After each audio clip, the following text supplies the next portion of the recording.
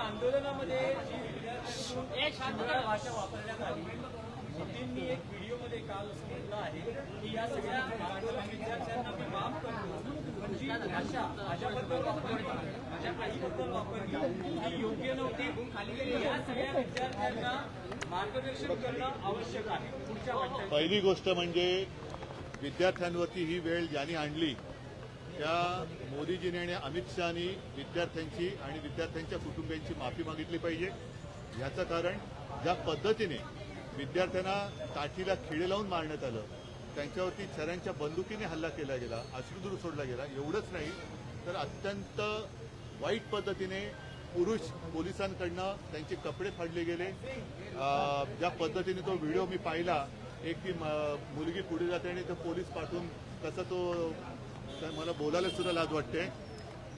ज्या मुलांनी नीटच्या परीक्षेचा पेपर फुटला म्हणून आत्महत्या केली त्यांची पहिली माफी यांनी मागायला पाहिजे.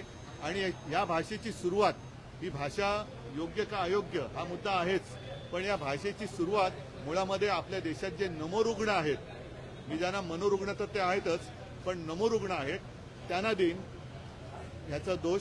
कारण ज्या पद्धतीने गेले काही वर्ष ट्रोलिंग चालतं, इथे सुद्धा ज्या एका मुलीने पोलिसांची गाडी अडवली, रिया अहिर, तिला ज्या पद्धतीने ट्रोल करण्यात आलं, ती भाषा, त्या भाषेबद्दल कोणी कोणाला माफ करायचं.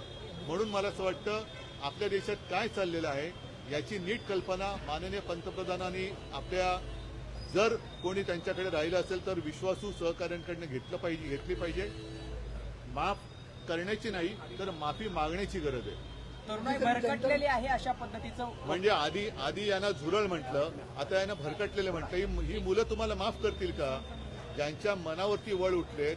आम्ही गेलो होतो तेव्हा हे सगळे, कोणाचे पाय फ्रॅक्चर झालेत, कोणाचे हात फ्रॅक्चर झाले.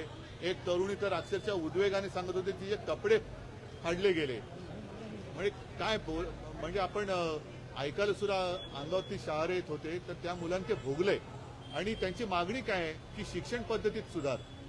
साधी मागणी होती.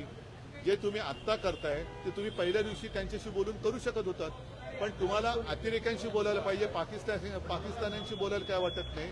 पण आपल्याच देशाचे जे भाग्यविधाते आहेत त्यांना तुम्ही झुरळ म्हणताय, त्यांना तुम्ही भरकटलेले म्हणताय. काय पुढे देश चालणार कसं? विषय आहे की आज पुण्यात देशाचे राष्ट्रीय सुरक्षा सल्लागार अजित डोवाल यांचा अमित शहाच्या हस्ते सत्कार करण्यात बघा. आज त्यावेळेस अमित शहाचा उल्लेख हा देशाचे चाणक्य आणि डोवाल यांचा उल्लेख धुरंधर असा करण्यात आलेला आहे. आज लोकमान्यांची पुण्यतिथी आहे आणि लोकमान्यांना असंतोषाचे जनक म्हटलं जातं. मी म्हणेन मोदी आणि शहा हे स्वतःच्या सरकारच्या विरुद्धच्या असंतोषाचे जनक आहेत.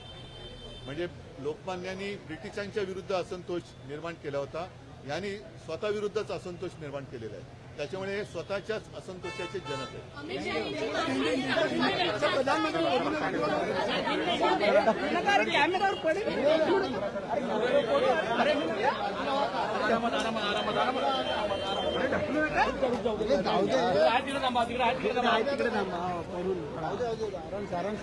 आदित्य आज इकडे आहे ना आदित्य. लोकशाही एक्सेलर काढतोस काय?